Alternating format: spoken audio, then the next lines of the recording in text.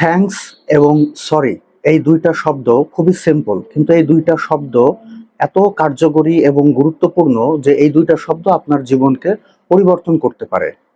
মাত্র এই দুইটা শব্দ যদি আপনি ব্যবহার করেন তাহলে আপনি আপনার জীবনকে আরো অনেক সহজ করতে পারবেন এবং উন্নত করতে পারবেন।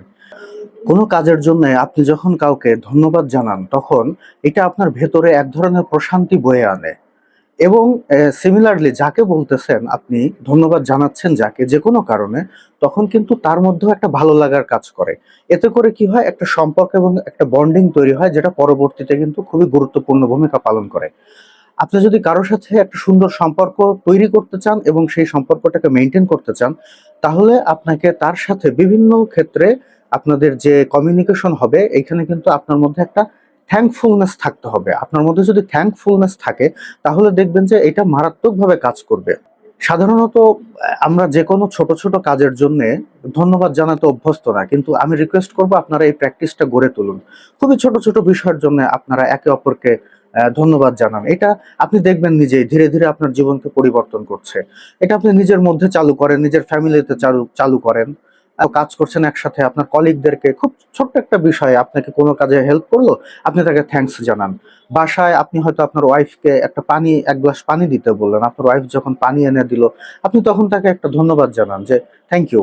আপনার সন্তান যখন আপনাকে কোনো কাজে সহযোগিতা করলো, আপনি তাকে একটা ধন্যবাদ দেন, থ্যাংক ইউ দেন। এই যে ধন্যবাদ দেওয়া, এই ধন্যবাদ দেওয়াটা কি হয়, একটা কৃতজ্ঞতার বহিঃপ্রকাশ। আপনি যখন কৃতজ্ঞ হবেন তখন কিন্তু অটোমেটিক্যালি আপনার মধ্যে একটা অ্যাবান্ডেন্স কাজ করবে। আমরা নর্মালি ধন্যবাদ জানানোটাকে বোধহয় একটু অন্যভাবে দেখি যে মানে ধন্যবাদ জানালে বোধহয় আমি ছোট হয়ে যাব। আসলে আপনি যে ধন্যবাদটা দিবেন কাউকে, এটা কিন্তু আপনার নিজের উন্নতির জন্যই দিবেন, আপনার নিজের ভালোর জন্যই দিবেন।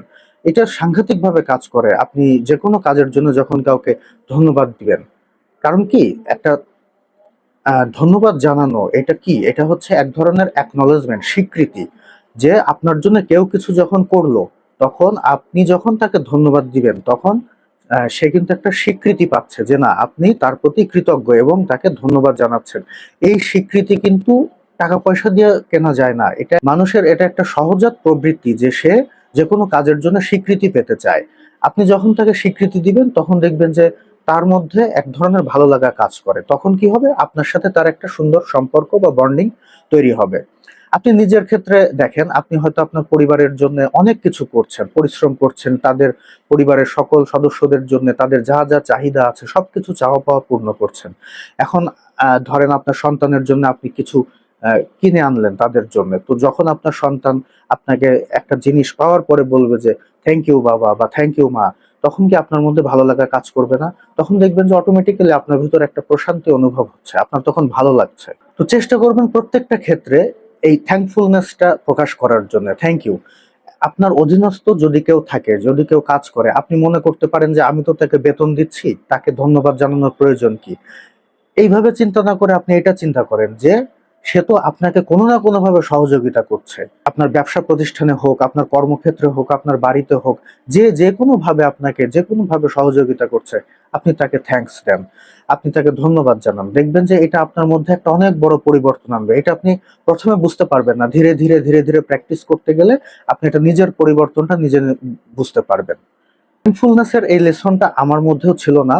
আমি এটা বেশ আগে শিখেছি একটা কর্পোরেট ট্রেনিং করতে গিয়ে। আমার একজন ট্রেনার স্যার উনি বলছিলেন এই জিনিসটা আমাকে এইভাবে, মানে আমাদেরকে উনি এইভাবে শিখিয়েছিলেন যে প্রত্যেকটা কাজে একটা থ্যাঙ্কফুলনেস থাকা, ধন্যবাদ জানানো।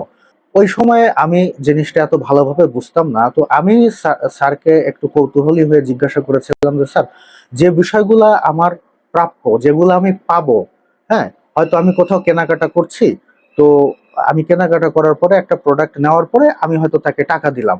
তো এক্ষেত্রেও একটা থ্যাঙ্কস জানানো যে টাকাটা দেওয়ার সময় যখন আমি প্রোডাক্ট রিসিভ করছি, থ্যাংক ইউ।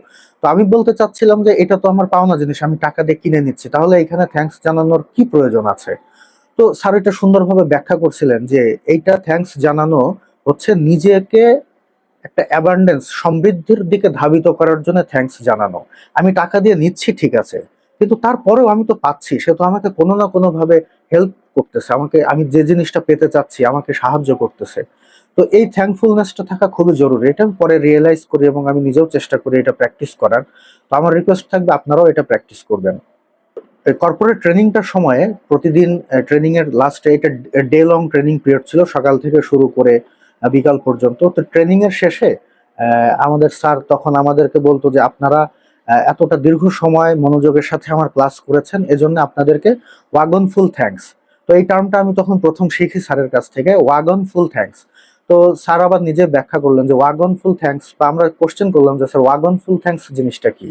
তো স্যার তখন বললেন যে ওয়াগন বলতে বোঝানো হয় কি, বগি, ট্রেনের বগি। মানে একটা ধন্যবাদের যখন বিশালতা অনেক বোঝানো হয়, যে প্রচুর পরিমাণে ধন্যবাদ, তখন এইটাকে বলা হয় যে ওয়াগন ফুল থ্যাঙ্কস। তো স্যার প্রত্যেকটা দিন আমাদের যখন ট্রেনিং সেশনটা শেষ হতো তখন বলতো যে আপনারা দীর্ঘ সময় ধরে আমার ক্লাসটা করেছেন ধৈর্যের সাথে, এজন্য আপনাদেরকে ওয়াগন ফুল থ্যাঙ্কস। তো আসলে স্যার যখন এইভাবে ধন্যবাদ জানাতো, সারা দিনের শেষের যে একটা ক্লান্তি, এই জিনিসটা তখন আর কাজ করতো না। তখন ভালো লাগতো, ভেতরে একটা মানে একটা সতেজ ভাব হতো যে না, আমি এত সময় ধরে ক্লাস করছি, এজন্যও স্যার আমাকে ধন্যবাদ জানাচ্ছে। তো জিনিসটা খুবই ইফেক্টিভ, এইভাবে কাজ করে। আচ্ছা, আরেকটা বলেছিলাম যে সরি। সরি বলার ক্ষেত্রে আমি বলতে চাচ্ছি, যে কোনো জায়গায় নিজের ভুল বোঝা মাত্র ভুল স্বীকার করে নিবেন, ছোট হোক বড় হোক। এই যে ভুল স্বীকার স্বীকার করা, এই ভুল স্বীকার করাটাতে কি হবে, আপনার মধ্যে যে অহংকার বোধ, এই অহংকার বোধটা তৈরি হওয়াতে বাধা দিবে। আপনি যখন সরি বলাটা শিখে যাবেন, হ্যাঁ, কাউকে কোনোভাবে আপনার অজান্তে বিরক্ত করে ফেলছেন, আপনি বুঝতে পারলেন যে সে বিরক্ত হচ্ছে, আপনি তাকে সরি বলেন। কাউকে কোনোভাবে আঘাত দিয়ে ফেলেছেন, সরি বলেন। পরিবারের কাউকে অনেক সময় হয়তো আমরা টেম্পার্ড হয়ে যাই, একটু রূঢ় আচরণ করি। আমার বাচ্চাদের সাথে আমরা করতে পারি, ওয়াইফের সাথে করতে পারি, স্বামী স্ত্রীদের মধ্যে কিছু আহ, কথা হয়ে যেতে পারে যেগুলা হয়তো একটু রূঢ় আচরণ কেউ করে ফেলতে পারে। তো সাথে সাথে আপনারা সরি বলেন। সরি বললে হবে কি, এই জিনিসটা আপনার দীর্ঘায়িত হবে না। আপনি যদি এটা না বলেন তাহলে দেখা যাচ্ছে খুব ছোট একটা বিষয় সময়ের সাথে সাথে অনেক বড় আকার ধারণ করবে। এরকম অনেক এক্সাম্পল আছে, এটা কোনো ছোট কথা না। হ্যাঁ, একটা সরি বলা একটা ছোট্ট শব্দ, কিন্তু এটা তো সহজ না, সহজেই মানুষ সরি বলতে পারে না, এটা প্র্যাকটিসের বিষয়। তো আমি চাইবো যে আপনারা এই থ্যাঙ্কস এবং সরি, এই দুইটা শব্দকে প্র্যাকটিক্যালি আপনাদের জীবনে ইমপ্লিমেন্ট করবেন এবং এটা প্র্যাকটিস করবেন। দেখেন, এই শব্দ দুইটা খুবই সিম্পল, কিন্তু মনে রাখবেন, সিম্পলস আর নট অলওয়েজ ইজি। আপনার যেটাকে সিম্পল মনে হচ্ছে সেটা সবসময় সহজ না। আপনি যদি অভ্যস্ত না থেকে থাকেন তাহলে আপনি বলতে গেলে দেখবেন যে আপনার বাধা পাবে। তো এটা প্র্যাকটিসের বিষয়, এই দুইটা শব্দ প্র্যাকটিস করবেন এবং নিজের জীবনে ইমপ্লিমেন্ট করবেন। ধীরে ধীরে আপনার জীবনের পরিবর্তন আপনি নিজেই বুঝতে পারবেন। তো আমার অনুরোধ থাকবে, আপনারা এই এই জিনিসটা থেকে যতটুকু সম্ভব একটু লেসনটা নিবেন এবং আপনাদের জীবনে প্র্যাকটিস করবেন। আশা করি এটা আপনাদেরকে উপকৃত করবে। আর এতটা সময় ধরে আমার কথা শোনার জন্য আপনাদেরকে ধন্যবাদ। Thank you.